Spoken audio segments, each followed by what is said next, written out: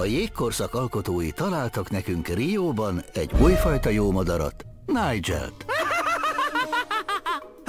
Tudom én, hogy nem vagyok szemrevaló madár. Pedig hajdon én is voltam gyönyörű és híres.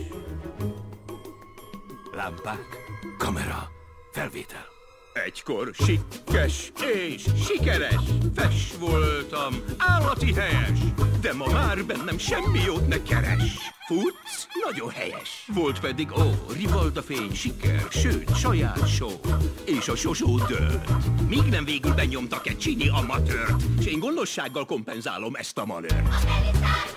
Sőt, szárnyas bálvány, imádott nem is tudom hány lány. Ez meg ki mondta, hé?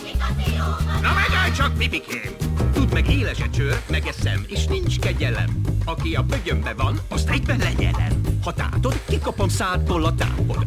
Mit teszek helyette be, azt majd meglátod. Na vágod?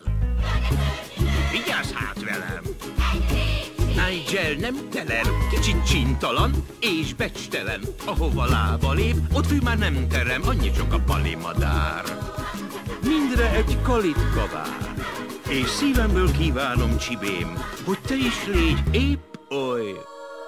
Koroskus, Ácsi! Drámai rész.